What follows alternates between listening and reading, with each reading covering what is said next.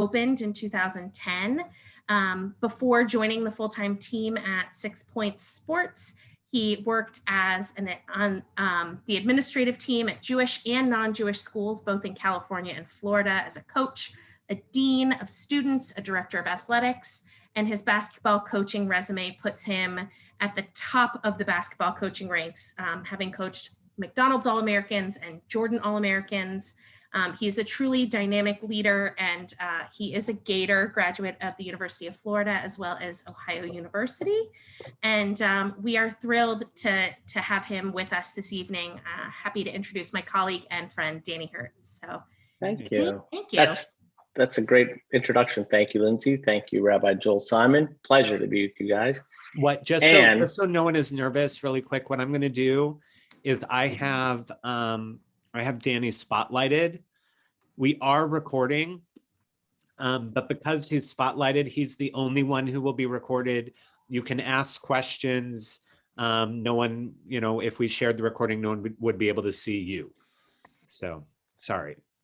No worries. That's good information. And good evening, everyone. My name is Danny. Please feel free just to know, I've got a presentation for you. I'm going to share it with you. It's got some sound. If you're comfortable keeping your camera on, that's great. So we can have some back and forth. I'm fully okay with questions and interruptions. I mean, we're in this with a nice sized group that allows us to speak. And I want to just get started so that we know we're good to go. One question, if you could just give me a thumbs up if I do this sharing correctly. I usually do it correctly, but I just want to make sure that I do okay. We good? Yeah, thank you very, very much. Okay. And then I'll ask one more if I get the sound for the first one. So it's a question of who am I? Now that picture's a long time ago, but if you see, I used to coach and still lead, hopefully, with that passion. I believe in passion as a way of leading, believe it or not. And my experience has taken me to Jewish schools, not Jewish schools. I know we're all in Florida here, but my private school background is at American Heritage, which is the biggest private school in the state of Florida. And I was lucky enough there to coach McDonald's All-Americans. I think 60 of my kids got to play in college at some level. And at the same time, I was also the dean of students there, which meant that I was in charge of discipline for 2,500 kids. And that 60 number is impressive, but unfortunately, I also was the ultimate decision maker for asking more than that amount of kids to leave school for bad decision making. So it's an interesting dynamic there. And at the same time, I think the greatest title I've ever had is coach. It's an honor. I love it. I am connected with so many of my former athletes today that it makes me proud. Those are people in my life that we've just got a great bond with, and sports does that. So I start with this video, and this was cell phone video a couple of years ago, JCC Maccabi games, and it kind of tells a story, and I'll let it do it, and then we'll go from there.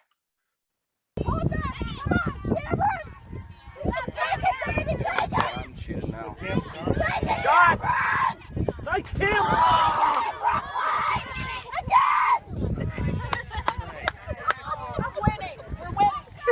We're winning with the hand up, right? And this is a mom that is supporting her child. And this is a mom who's happy.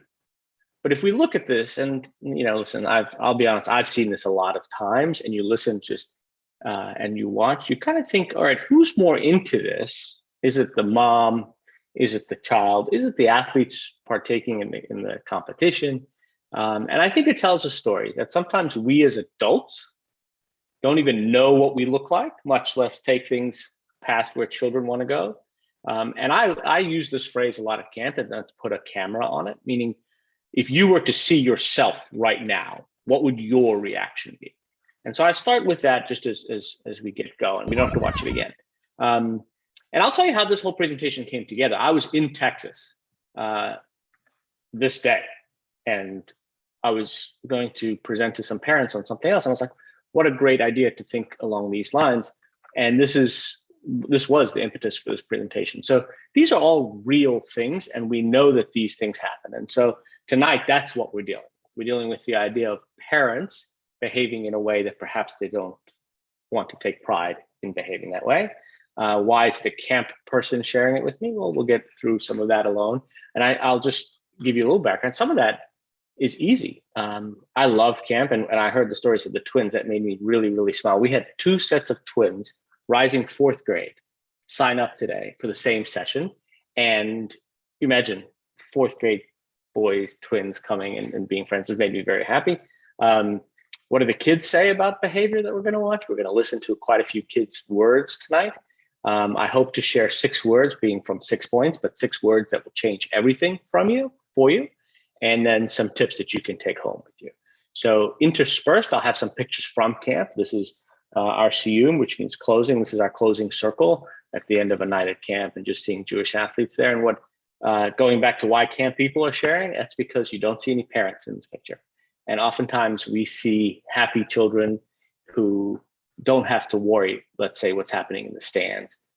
Certainly miss their parents. Certainly the parents are that big of an influence. At the same time, when sports happen without parents, you see some wonderful things, and you hear some honest opinions and thoughts from children. So let's start with the first one. I do want to also just preface this. This is not my interview. I found these interviews that I'm just sharing. These are not from campers, but they're very, very telling and cute at the same time. So this is a question asked of this young person. What do you think when your parents are there supporting you? What do you think? In my inside, you can't see it, but I'm inside saying, "Be quiet, be quiet, be quiet." And I show that. A, I think he's cute, but B, they notice our behavior.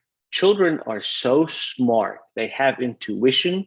They have that ability to see things, and you don't know they see. Sometimes you do, you know your children. But at the same time, we have to give them a little more credit.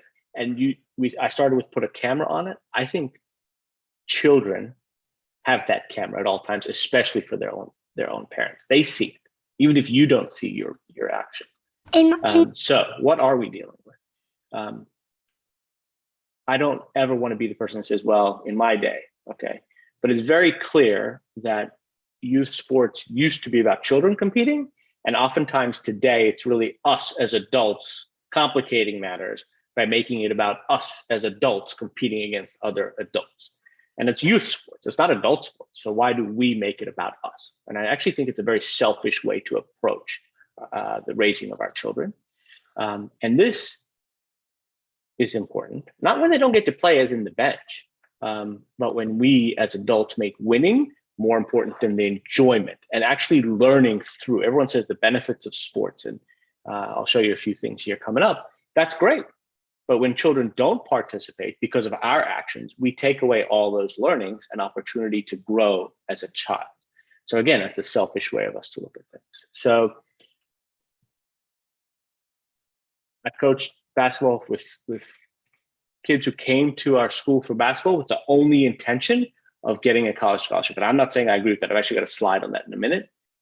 But this means a lot, is that children would rather play on a losing team than sit the bench on a winning team. And I know we've got some younger kids here, but this question came up to me as a coach a lot in terms of varsity or JV.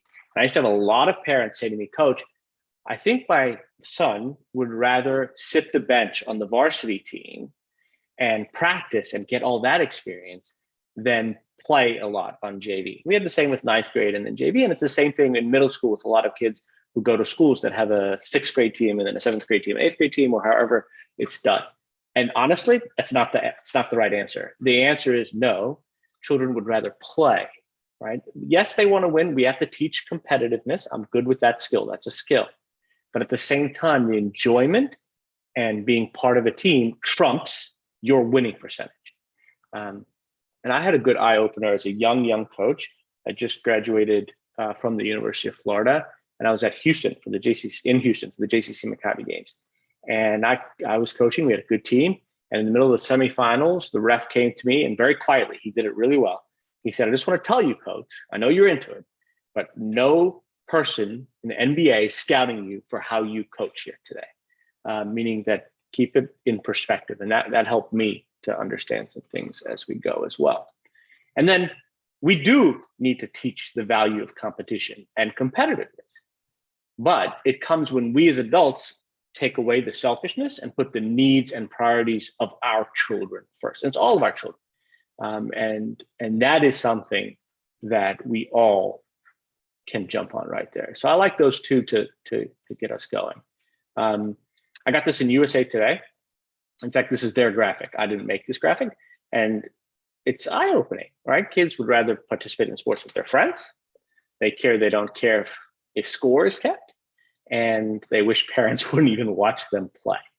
And if that was my child, that's one of the 37%, I'd be hurt, because I do want to be the parent that's there. And I do want to be that parent. At the same time, it's telling me that I better be there to support them, make it about them. And we'll get into the 6 magical words to help you to do that here in a second. So to continue, look, you are the parent. You are the chief influencer in your child's life. That's not a coach. That's not teachers. And I think both of those are so valuable given what I do. It's not even a camp director. I'm very on board with this statement. You, as the parent, impact that child's life like nobody else. And that includes in sports, even if you're not coaching. And so many of us as parents do coach our own children. And especially this statement is for them. When you focus on sports as the developmental opportunity rather than do or die, win at all costs. And I got to tell you, I had a difficult conversation. My best friend is currently living and working in Alabama for a university there. And he was talking to me with his son, who's 7. And I got the sense that he needed to see this presentation after talking to him as the Little League coach. And I actually did this with him, and I had this conversation with him, and his son's name's Nathan. And eventually we got to a point that I got my friend to understand, what that camera looks like on him. And it was difficult, but it was the right thing to do. And he has since said, thank you. And I think it's not win at all costs in Little League. And I get it, we're into it. And as parents, we have that passion. We want to see our kids.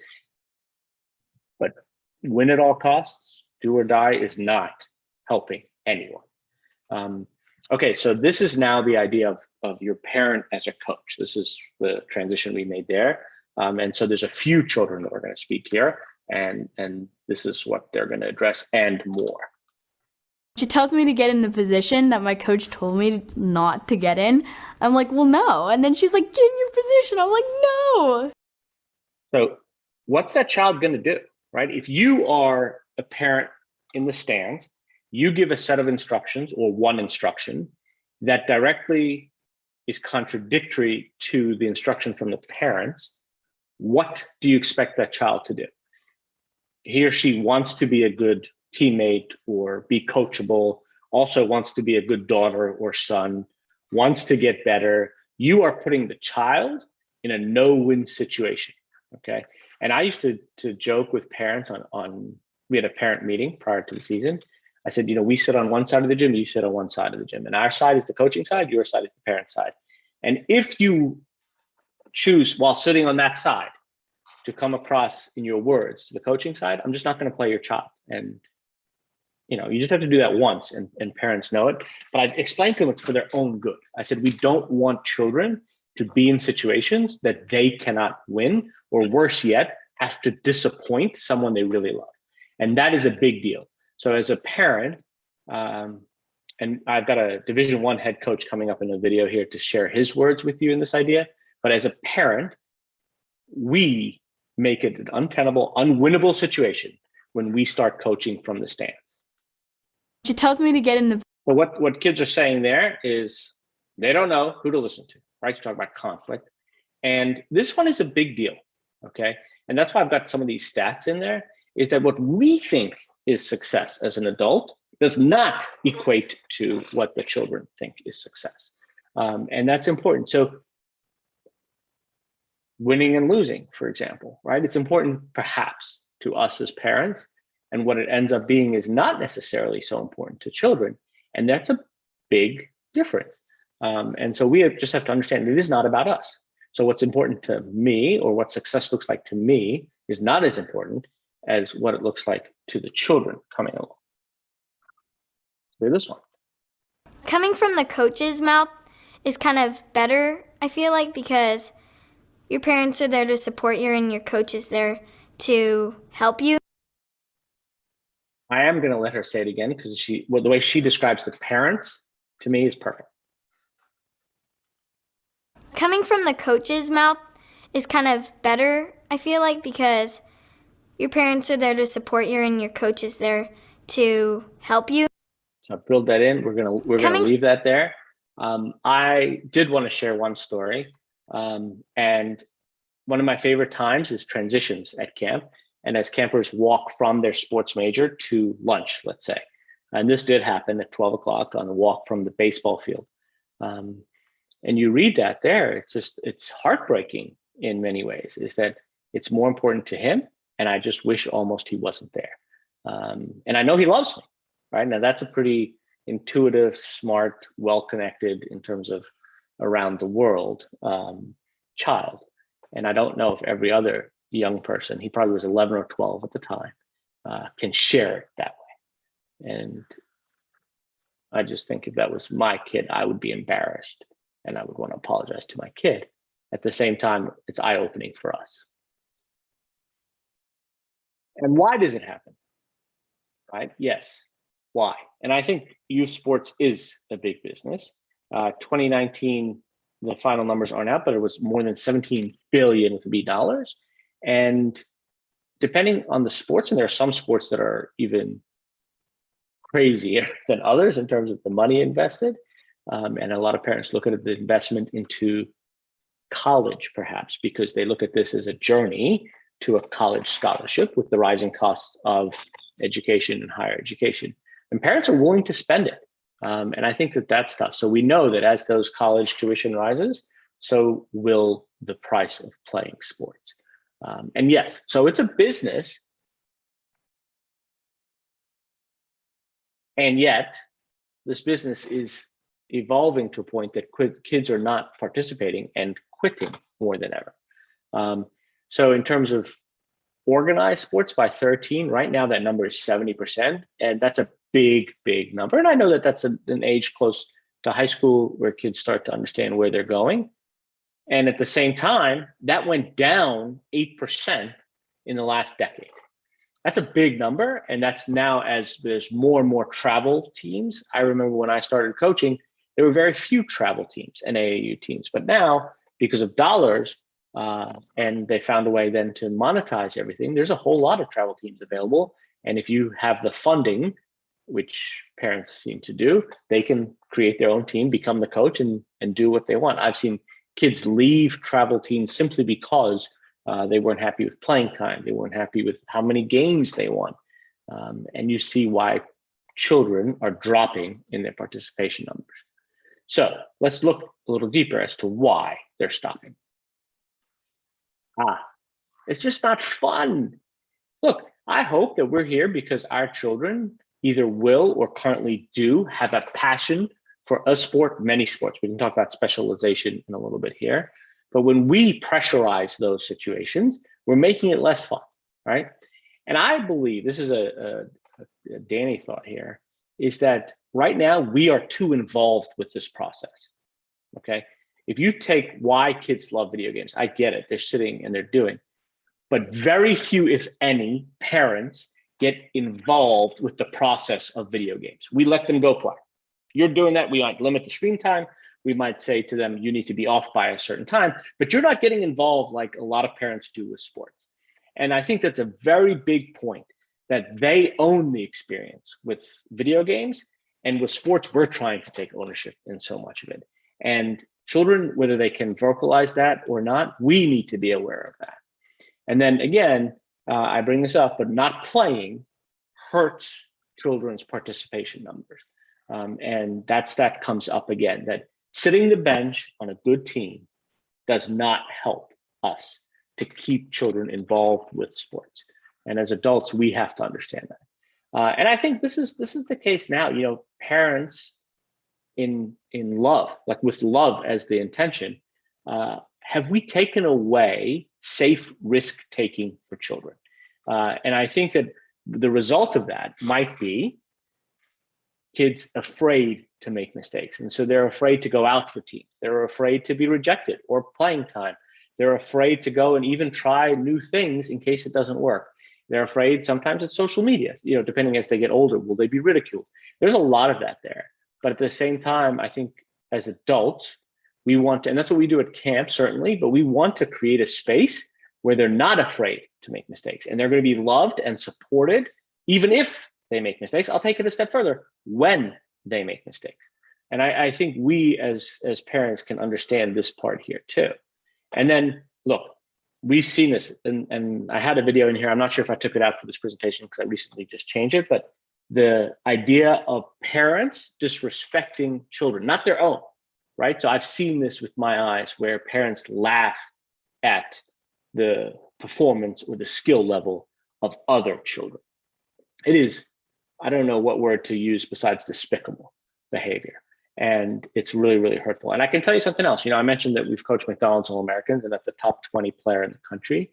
We're all in this Gator state of Florida. The second all-time leading scorer at the University of Florida was a kid who played for me in high school. And he averaged in high school 32 points per game. That's his average. That's freshman all the way through. He's an amazing basketball player, still getting paid to play basketball. But here's the thing, better than that, as good as he was, his parents were the best set of parents I've ever had. It wasn't about their kid. Their kid was going to get a college scholarship he could pick from Duke to Harvard to wherever else he wanted to go. But they were supportive of every child. They would be waiting outside the locker room after each game and congratulate each child. They would be good to the other parents. It never was about their child only. And I think that's probably one of the reasons why the player was a team player, of course, but also why there was chemistry on a team. In high school, you play far less minutes than an NBA game, okay? NBA game, you play 4 quarters of 12 minutes, 48 total minutes. In high school, you play 4 quarters of 8 minutes, 32 minutes. So it's 50% more time in an NBA game. To average that amount of points, he has to shoot the ball a lot.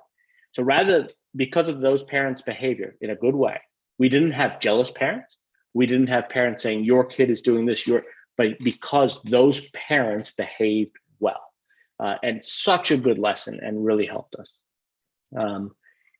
And I think as adults, this happens, right? Where the goal of sports, people say, is to achieve an athletic scholarship. That's not the goal.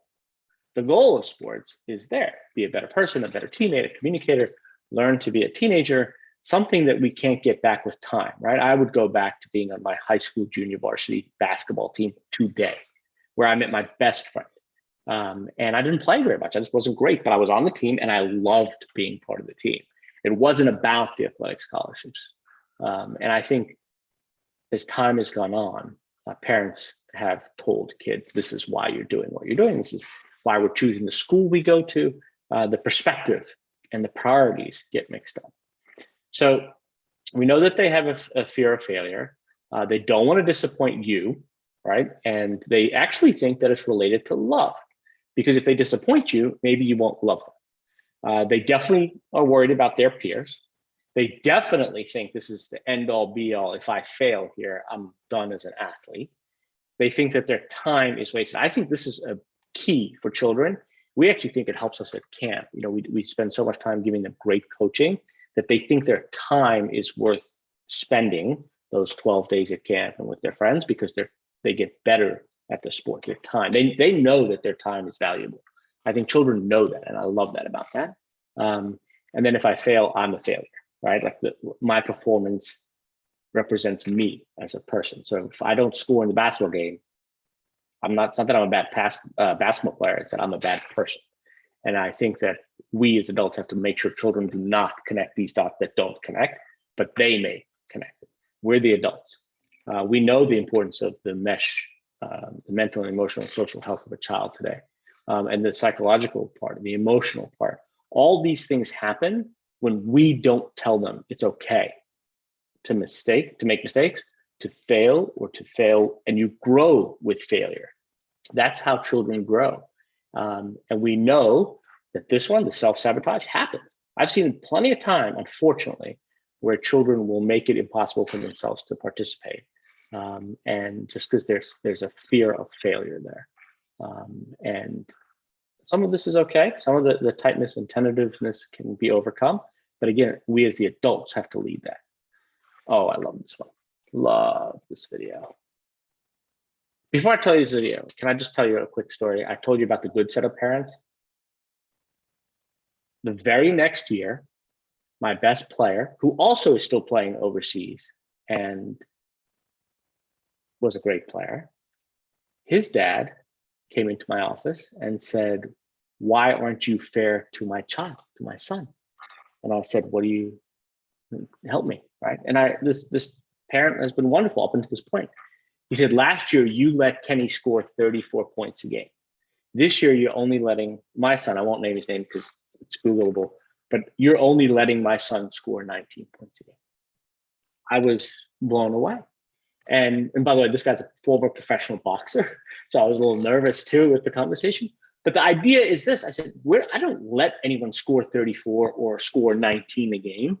19 points a game. He's our best player. He's going to get a college scholarship. He's going to be a professional basketball player. He's scoring 19 points a game. That's to be celebrated, not a comparative statement to what the next or the previous child scored. And it was hard. And we almost had to have this conversation twice.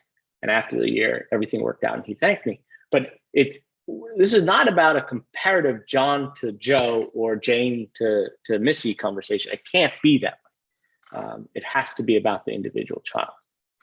I don't like it when they try to push me even more, even though I'm trying really, really hard. We say it all the time in my world when we train staff, when we deal with kids. We have to assume the very best from this child, the good intentions, the goodwill. They're trying their best. They're not trying to, certainly not trying to disappoint you, but they're not trying to do anything but their best. And we have to understand that. And that's what she's saying. You're pushing me even further, but I'm trying. What more can this child do in this situation except think that she is disappointing us? We don't have to hear it again. So here now are those 6 most powerful words to say to your child. And you're going to think, when I show you this, you're going to say, "Danny, this is so simple." Yeah, it is. And you're going to say, "Really?" And I'm going to say, "Yes." And the feedback I've gotten from these afterwards have been so positive with these 6 words and this phrase. So please feel free to use it. Don't worry about the simplicity. It works, I promise. Simply, "I love to watch you play." That's it. We don't have to add to it. You don't have to make it more than that. It's, "I love to watch you play. I love watching you play." However you want to do it. But you don't need to add, "You know what, you're an all-star. I love watching you." And we don't have to say, "You're great." You know, the sandwich method they call it, or the Oreo method they call it. "You're great, but let me just give you a couple things that you can be better at." Nope, because then you're mixing roles. And we talked, at camp this year with COVID, we're talking about if you're mixing cohorts, you're masking. Here, it's almost the same thing. You cannot mix your roles, which we're going to talk about here in a second. Simply, "I love to watch you play." And so then someone said to me, "Can you give more?" I was like, "Sure." So what about on the way to the event? What about before the event? Simple stuff again, I know, but you're going to say, "Come on. How about have fun, play hard, and I love you?" That is great sports parenting. And I have no qualms telling you it is simple and it's great. Both of those can be true, and it is. So have fun, play hard, and I love you. And what about afterwards? Simple also? Yes. Did you have fun? I'm proud of you. No matter what happens, I'm proud of you and I love you. Those are the words, and they know that you are legit in them.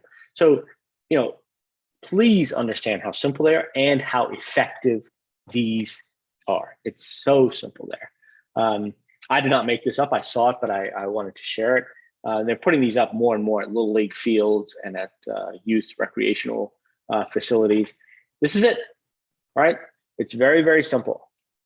It's about fun. Oh, I went the wrong way. It's about fun. It's about having a good time. So we talk about mixing your roles. I'm asking parents, this is my ask of the day, to be one and only one of the following 4 things.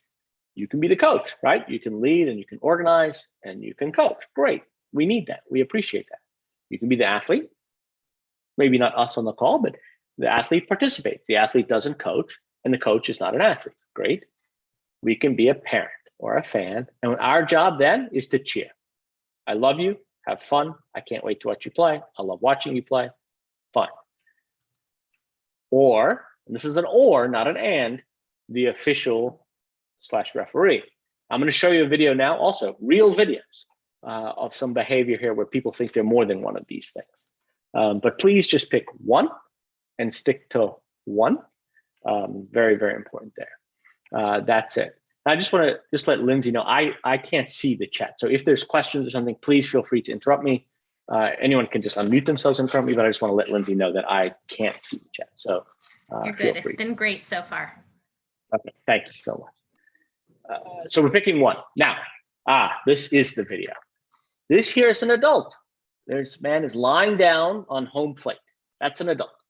This is an umpire. So this guy's right now the coach, right? One of the four. He's one of the four. He's the umpire. These people are one of the four. We're fans. He's one of the four. He's a participant. He's an athlete. Let's see how this goes. And we can hear, which is good. So the. Oh, wow. Oh, wow. Wow. Wow. Why are you tossing? Because you're awful, you missed that one, and you just want to go, get your money's worth. You think everybody paid admission to watch you? Hey, there's kids out here, man. Hey, be a role model. So he thought that the call was bad, and then he got tossed from the game, and the umpire did that just to make him look bad. I think he does a good job making himself look bad. But that's when we, as adults, are showing that this coach, this manager of a baseball team, he's also a parent. He's showing his child this behavior. So again, we cannot be a parent and a coach at the same time. Of course, parents volunteer. We know millions do. So on the way to the game, you're a parent. When you step between the lines in baseball or on the court in basketball, you can be a coach. But it's great to let your child know, right now I'm your coach. Once the game's over, I'm going to be your dad. I'm going to be your mom. No problem. You can not be both a parent and an official. Let the official be the official. Okay? So please just remember, we want you to be one of those, and that's also simple behavior. All right, so now the videos now take a bit of a turn into positive things that kids hear and see. I actually see some kids I see the little boxes. I don't see great things, but I see kids. I just want to say hello because that makes me smile. Also, I just want to say hello to all the young people that have joined us. It's nice. Oh, when you say like really nice. I got it, Mom. I'd like to look back and I'd like to see you like smile or like give me a thumbs up. Mom, I wish you would be a little bit quieter. Say like you play good and like you couldn't get them next time. When they smile and say like good job. Mom and Dad, Thank you for loving me. I love Be my supporter. when I'm upset, my mom and dad cheer me up. Sometimes I forget about all the work that they do for me. Be my biggest fan. We need a lot of love. I want you to know I need big hugs. I love the snacks that you bring me. It makes me happy when you always encourage me. Thank you, Mom and Dad. Please just be my mom and dad. Come on, that's great, right? If you see stuff like that and you realize why kids bring us so much joy, and they're telling us, this whole presentation is just those 5 or 6 clips, right? Be my mom and dad, tell me I got this, be my biggest fan. I'll tell you another embarrassing story. I was fortunate enough to coach someone that was very special to me as a kid. I actually was just invited to be in his wedding, so he's still special to me. And I'll never forget this moment. It changed my life and it changed how I deal with children. And I owned that I needed to be taught this lesson. We were playing a game, and this young man, his name's Mark. Mark missed a block out, so he gave up a rebound. And there were a lot of people in the stands, and I yelled at him. I have no problem saying that. I yelled at him, and I then motioned for a sub to go in to pull him out of the game. And he came up to me. This is a 16-year-old boy at the time. And he put his arm around me and he says, "Coach, I love you and I always will." But what just happened, was very embarrassing to me. I felt this small. I called him out by name in front of his girlfriend, in front of his mom, his dad, his friends, and the school. And he had the maturity, wisdom, wherewithal to say it to me that way, where I did not. I felt small. I apologized to him and the team and his parents afterwards. And I promise you, I learned a lesson that day that I'm going to share with you now. And I've summed it up into 4 words. When I'm lucky enough to speak to synagogues or boards and do some training on culture, this is the lesson that I've summed it up. Shout the praise, whisper the criticism. And when I make it that simple, it helps me so much as a coach. I had all those good players, and I think the reason they played for me, or they wanted to play for me, was that I could be hard on them. I just wouldn't do it in a demeaning way. I was demanding without being demeaning, and I was hard on them. But no one knew that. It just happened privately and without being tough enough to embarrass them. It was still tough, but just not with the embarrassing part. And that's a lesson that I learned with my staff to this day at camp. I'm tough on our staff. And I know as camp director, sometimes we have a reputation of being soft and nice. I actually don't have that. I have their reputation of being nice, but also tough. And I think that both of those can exist as parents and as leaders and coaches, certainly. And I'm proud of that. I'm very proud of that reputation because there's kindness and niceness involved, but also holding people to a high standard. Bonus. I love bonuses. The 2 powerful words coming here for you are, I'm curious. And I put this in here because a lot of times when we are dealing with young people, whether it's teenagers or older, or sometimes even younger, there comes a point where they stop sharing with us, right? When they're young, they're going to share everything with us, and it's great. And then the point comes, and it's hard to get details from them. And so oftentimes in a sports setting, I can simply say, "Hey, I'm curious what you saw in that play." It's easy for me to say, "I'm curious what you were thinking when you made that decision." It's very different than an interrogation. It's very different. I don't want to put them on the defensive. I use this a lot as a coach, and I use it as a supervisor. I have a staff of 150 people, and I use it a lot if I'm curious. And the idea is, "Hey, tell me what you're thinking." All right, that's it. You own the decision. Great. I'm not getting involved with that, but I'm interested in your decision making. And I'm really interested in having a conversation with you versus you thinking that I'm lecturing you. I'm really interested in a 2-way conversation or a multi-person conversation, not one person lecturing you. Okay, so this is the video that I'm going to share with you. This gentleman's name is Frank Martin. He's the current head coach at the University of South Carolina. He's taken his team to the Final Four. He's at the top of his profession. He actually grew up in Miami and coached down here high school for a long, long time and made his way through the ranks. He's also the father of 2 boys, and they're young, going through their time as basketball players. And his words here are the best, the best, the best. So I just want to tell you, he's also known for being demonstrative and being loud as a coach. He gets in his players' faces. You can hear him all over the fact. He's known for that. That's what he's known for. And listen to what he says about being a sports parent. I know this. I'm the most animated coach that you've probably ever seen when my team's playing. I go watch my kids play. I don't say boo. I don't wave my arms. I don't try to coach my kids. With all due respect to most parents out there, I probably know more about basketball than most of them, okay? But I sit in the stands and I don't say a word. There's 2 guys refereeing a 4th grade game on a Sunday morning. What can they possibly be making? $20 a game? I used to do that. I used to make $12 for 10 and under, 15 for 15 and under, and 17 or 18 bucks for high school age kids, okay? So on a Sunday morning, instead of being in church, those guys are out there trying to make a couple bucks. to pay their bills, feed their families. Do you think they really care what fourth grade team wins? Do you really think that they like sat at home and said, I can't wait to officiate that game tomorrow because that one team, I can't wait to get that 10-year-old kid and embarrass them in front of people? Do you really think that's what they're doing?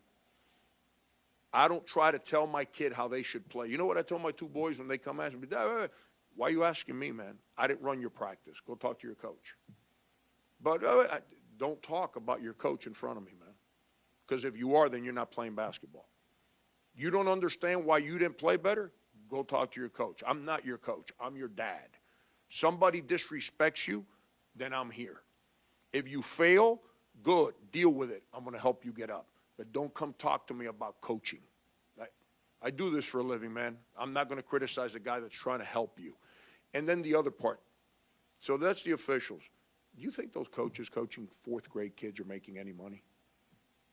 So there's someone that's giving of their personal time on a Sunday for free to help other people's children, yet we're going to have the adults in the stands yelling obscenities at the officials, criticizing every decision the coach makes, yelling at the kids like the kids, they're 10 years old, man. Like if they were LeBron James and Dwayne Wade playing in the NBA Finals, like they know how to handle their coach over here and their parent over here yelling at them. Then we wonder why kids get confused, man, why kids rebel, why kids don't know how to listen. How can you listen when you got so many voices in your head at the same time? You know what life teaches you? Shut things off. And that's the part that's frustrating to me. It's if someone wants to be so animated when there's a basketball game going on, then go coach the team. Go run practices. Show up every day at 6 o'clock at night and run an hour and a half practice. And then you got your team to coach. Or be an assistant coach. Sit on the bench, yell all you want. I don't care if people on the bench yell at my kids. I got two boys. If they don't deal with my children, my children won't be on their team. My child acts up or doesn't do things the way that they're expected to do things by them, not me. And they let it happen, I'm taking my son off the team. I want my son to be challenged, both of my boys. I want them to grow up. I want them to understand what life's about. But that's the part that's sad, man. Powerful stuff there. And then I've heard parents say, but coaches have favorites, or coaches have something against my child. And again, I did not make this slide up, but I saw it, and I think it's worthy of this as well. Yes. If you're accountable to the team and you're a good teammate and you work hard and you accept your role and you're coachable, you're going to be the favorite. And I do share that with my teams very early on in the process, that I want you to be the favorite. And here's how it's done. There's an art to being teammate and there's an art to being coachable. And we want to help you to get that, because when you become an adult, I promise you, uncoachable young people become unsupervisable as adults. And I love the fact that sports can teach these things. And that's why I want to keep them in sports. And that's why I love this presentation to the parents. Keep them in the sports so that they can learn these skills. Yes, I'm a Gator, and no, I'm not biased in putting this up there, but I do think this story is everything. Kyle Trask is from Texas, and as a high school player, he started his freshman year. His sophomore year, another player started, and another player came to school as a freshman and started over him. He actually is currently the quarterback at the University of Miami, Derek King. And Kyle Trask did not transfer schools, blame the coaches, or any of that stuff. Still got a scholarship, right? Still, he paid his dues, still got a scholarship. And at Florida, the same thing happened. He didn't start right away. He didn't play right away. In fact, many people said he should transfer. And he said, you know what? I like it here. I like my teammates. I'm learning. And he got his opportunity to play and finished third in the Heisman Trophy this past year and will end up being drafted next month. And it's all because parents didn't say to him, oh, you're being treated unfairly. You need to play. You need to transfer. He's got his degree. I give him, and most importantly, I give his parents a lot of credit there. There's a lesson for teaching your child to persevere, to be resilient, and to do the right thing. And I'm not saying kids shouldn't transfer. There might be reasons to transfer. I saw a thing today in the NCAA, 1,100 Division I athletes are transferring. They're giving up scholarships to leave schools because they think they're being unfairly treated or whatever happens. I don't think it's only the athlete's fault, and I don't think it's only the kid's fault. There's plenty of mistakes that coaches make as well.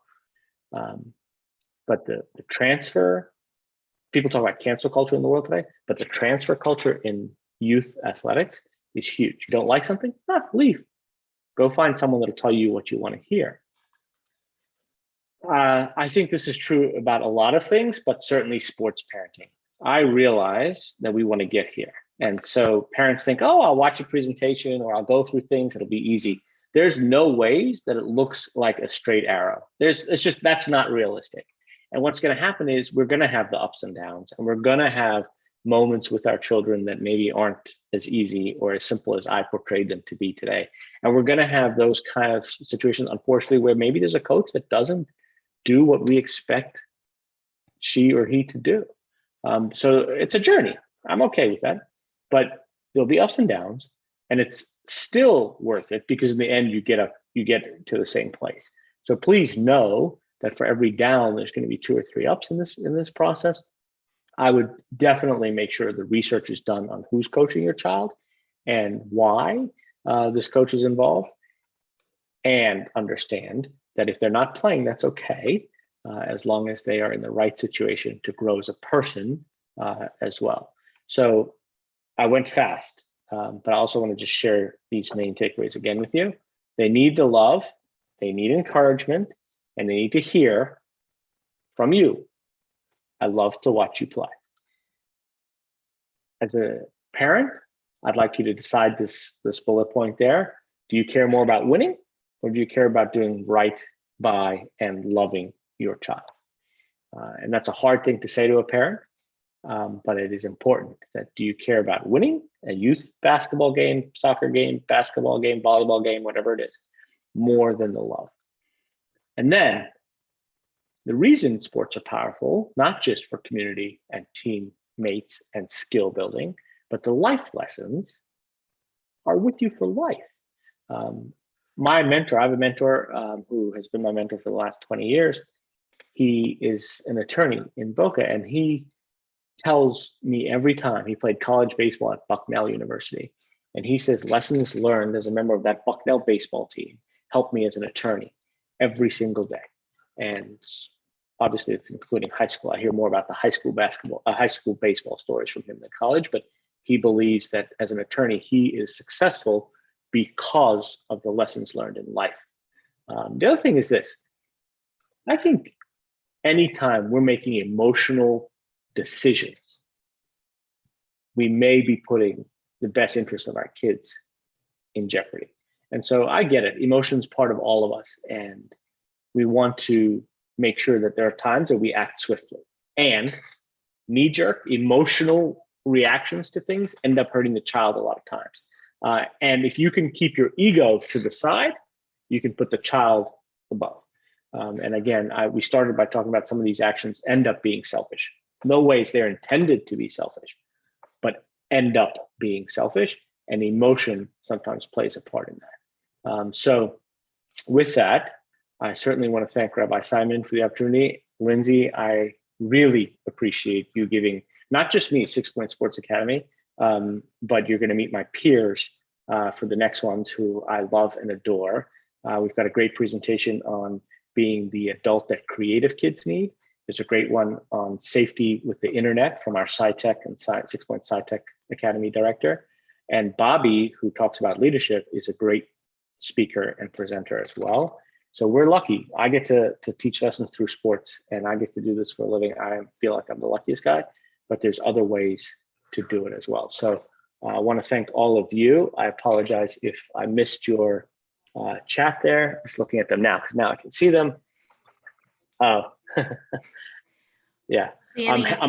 I'm not going anywhere, so I'm happy to answer questions or even have a discussion like that at some point in time. Yeah. I think it's very worthy of doing so. Thank you so much for this. You summed it up perfectly with the fact that we have 3 more weeks of fantastic presentations, but in particular, a number of the families that are on this evening have experienced the way that we really weave the lessons of camp into our religious school programming and our congregational programming for our kids. So Danny did just drop his email address in the chat if you need it. I'm also happy to make the connection after tonight if you don't catch it out of the chat. Take a look at 6 Point Sports Academy. It is, they're going to be on a new site this summer in Asheville. So if you think our summers are too hot and you want your kids to be up in the mountains in North Carolina, don't we all wish? So with that, we're going to open it up. If anyone has any questions, thoughts, statements, Marcy mentioned every single parent should be required to watch that video before we start sports season. So, I mean, isn't it crazy? I don't know. I look at some of that stuff and I'm like, I can't believe it happens, but it happens. Coaches behave as badly. This is not about parents only behave badly. I promise you, coaches behave badly too. But geez, some of it is embarrassing. Lindsay, I'll ask a question.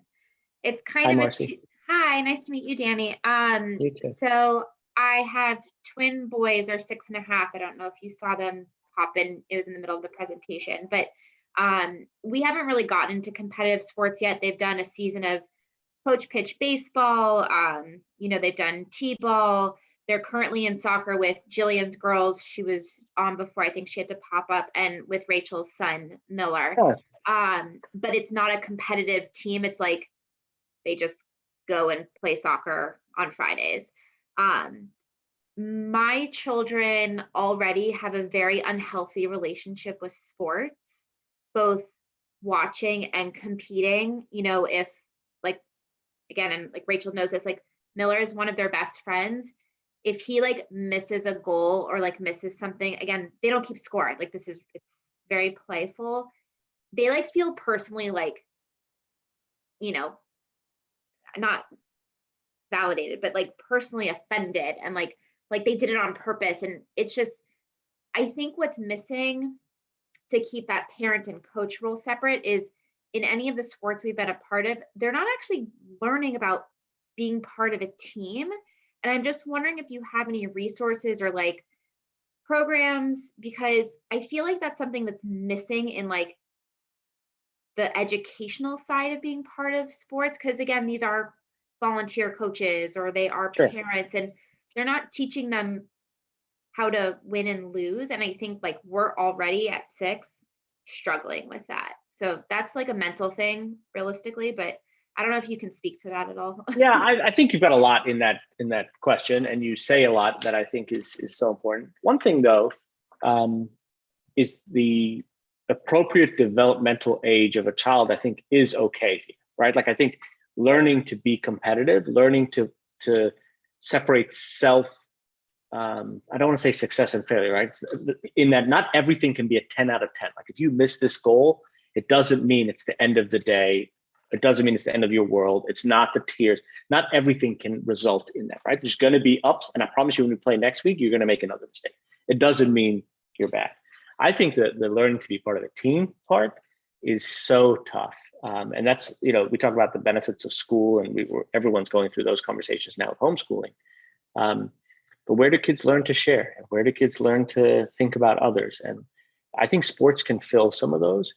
And can the 6.5-year-old understand that the process of playing coach pitch baseball or playing soccer make it about not just him or her?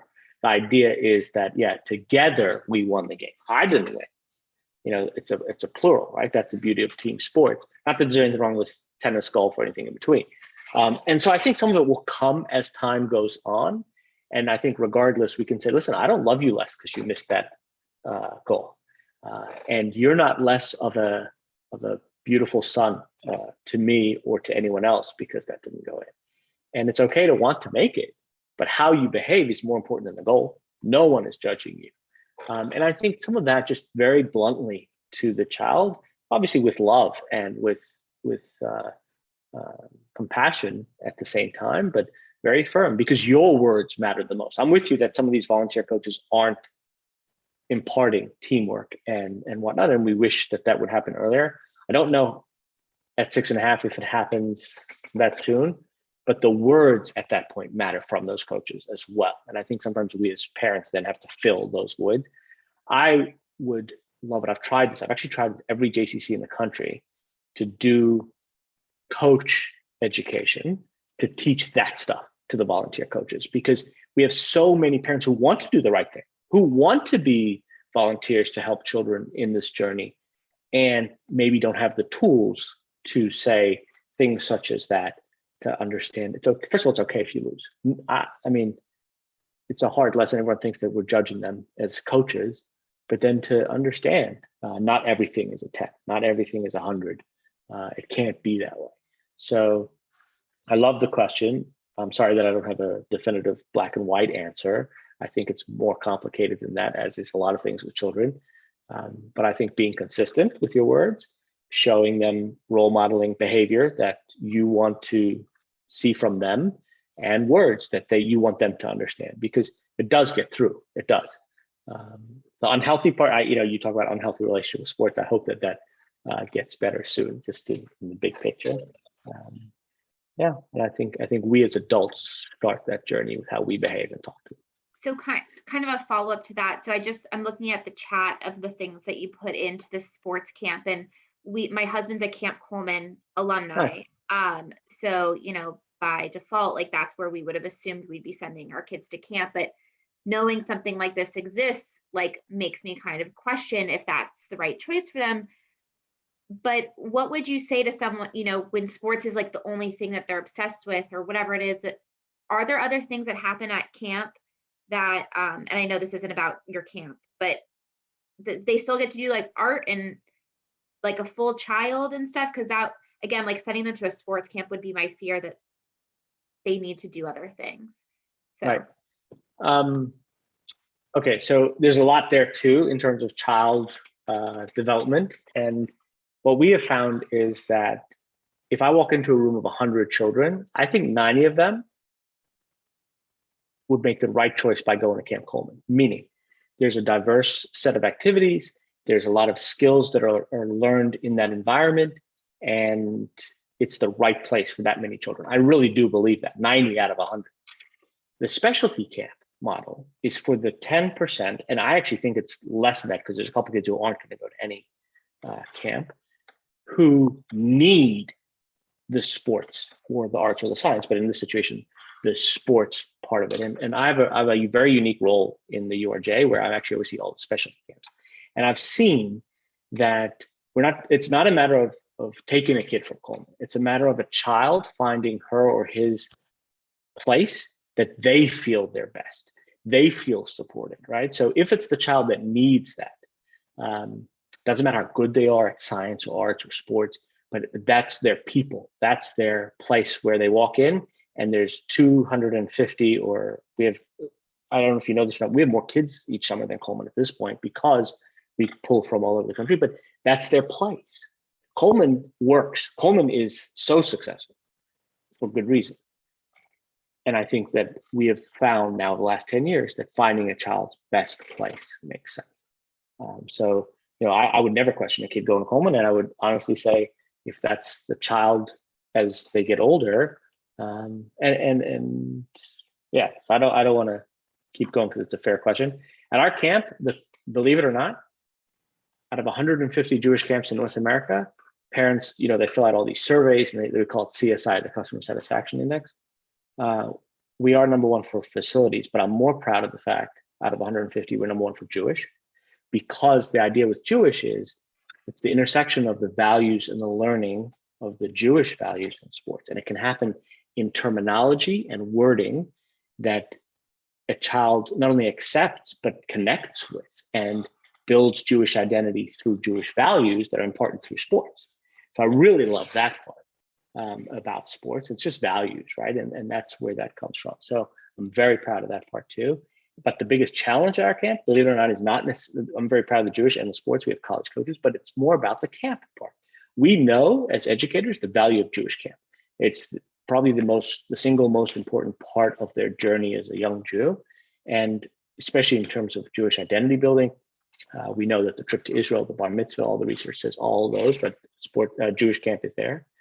So for me, it's about the ruach, it's about the song session, it's about the s'mores, it's about the Jewish tradition. One of my favorite emails I got from a parent this week was, we had babka for the first time at Friday night at Shabbat dinner. And he said, oh, that's how we make it at camp, or that's just how we do it at camp. Like, it's the Jewish tradition learned in the Jewish sports camp. Because there's plenty of there's plenty of sports camps.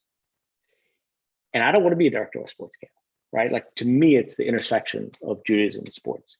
So you find your place. And if the Jewish values come with it, then it makes sense. Thank you. Yeah. Wonderful. Well, I had to turn my video off because I was doing some winning parenting over here while that was happening. But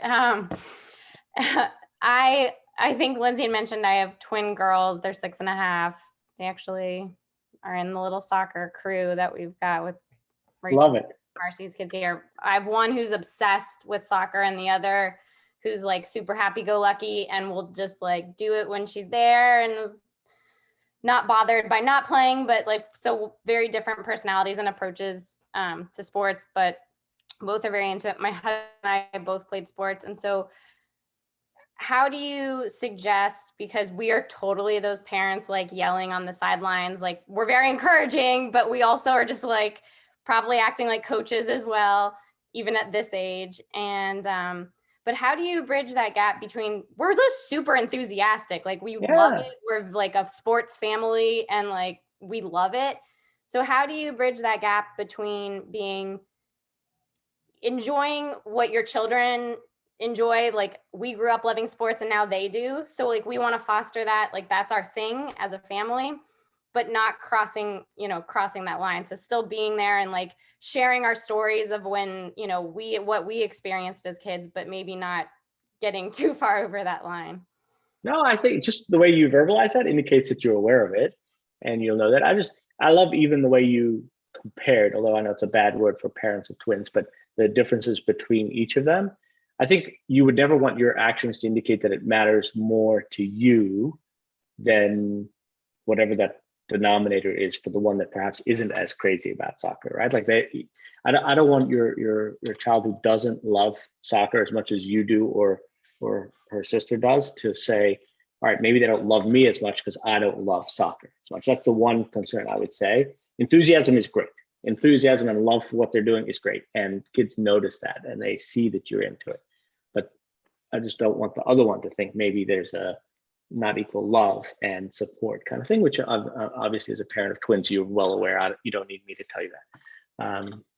I think it's okay to have that passion, but just be the mom and dad passion, right? Not the coach. And it's also okay if you're the coach, right? If that's your role, say, all right, right now, mom is the coach.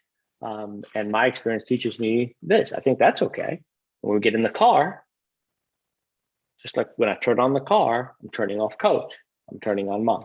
And I think those kind of things are good with boundaries, structure, so that the kids know where you stand at all times. And if they're, I'm guessing this, but if they're not as good as you or better than, in terms of athletes, that there's no judging and there's no comparative type things going on. Like I don't love you less because you love different things than your parents do, or mom does, or dad does, however you say it. And I certainly love you for just as good as you are. I just make sure I come back to love with a lot of things and support. I think you can get past a lot of things, and enthusiasm is a good thing. I don't think it's a bad thing.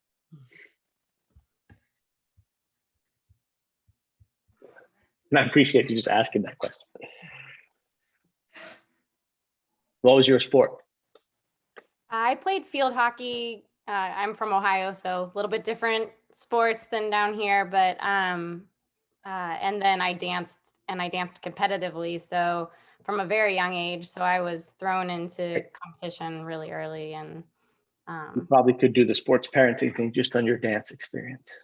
Yeah, it's funny because people like think dance moms, and that was not my experience. Parents definitely get intense, and I think all of us have probably experienced that in whatever we were involved in. But it's funny to see those sorts of things. But yeah, for my husband and I, he played baseball, he played every sport, and So to just like be able to share that love of sports and like, you know, we are outside playing whatever sport of the moment all the time. And so we are definitely trying to teach what we know, but yeah, it's interesting to hear, you know, those kids' videos about what their perspective is once they're actually on the field and not just in the backyard or having those one-on-one conversations. And that they see everything. I mean, like, I think we've all heard out of the mouths of babes, but they are so intuitive and so smart. They see it. Yeah. Well, and I mean, I've seen some bar mitzvah parents who are just as competitive. And, you know, I think what's so amazing is that this walks into so many elements of parenting. You know, I think it's apropos of sports, but academics and theater and all the different things kids are in. If parents are more competitive than their kids are, you know, it leads to those kinds of interactions. Yeah, that's so interesting. I was going to say, this made me, Jillian talking about doing dance competitively at a young age reminded me that I've had discussions with friends who have kids a little bit older lately about the like crazy high pressure to really commit and to commit at a young age. And I see that a lot with dance, with my friends whose kids dance, like to commit to the competition team and practice like 5 times a week and travel all the time.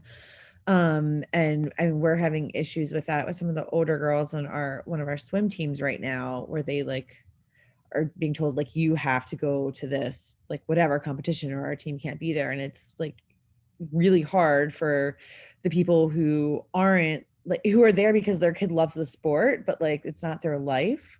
So like kind of torn between like, I don't want to let my team down, but like, this is not my entire life. And at what age is that like become healthy to say like, this is my sport and I have to drop all of the other sports, versus it's really healthy to be well-rounded and play a variety of things.